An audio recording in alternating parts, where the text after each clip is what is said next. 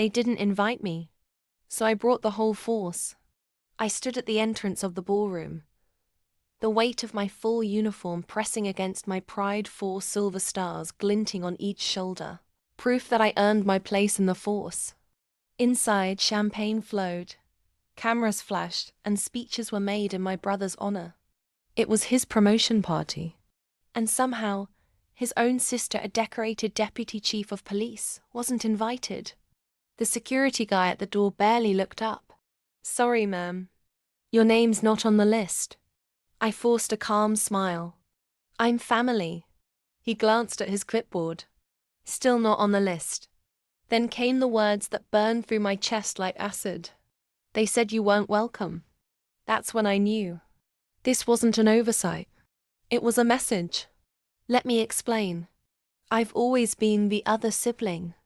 The serious one. The quiet one. The one who broke barriers in a man's world.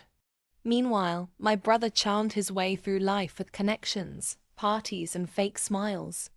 So when he got fast-tracked for promotion, despite a string of complaints under his watch complaints I was quietly investigating, it didn't surprise me.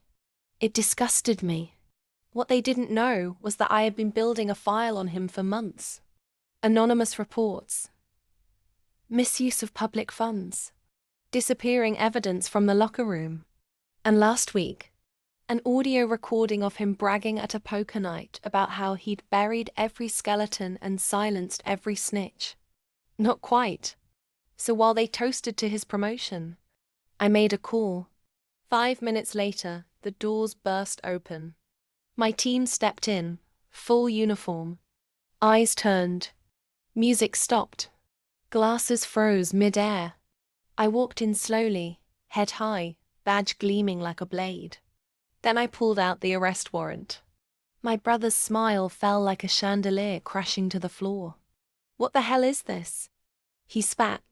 I read the charges loud enough for the whole room to hear.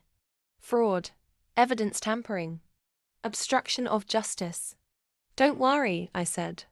"I'm sure your connections will visit you in prison." The crowd parted like the Red Sea. Cameras snapped. As he was cuffed, he glared at me. "You set me up." "No," I whispered, leaning in close. "You did that all by yourself." I just refused to look away. And just like that, I walked out not just as his sister, but as the only one who stood for justice in a room full of cowards. If you think that was cold, you haven't seen anything yet. Revenge is best served in uniform, and I've got plenty more where that came from. Hit that subscribe button right now if you're into bold women, shocking twists, and karma coming with flashing lights. This is where justice meets drama. You watch. They regret. Subscribe now.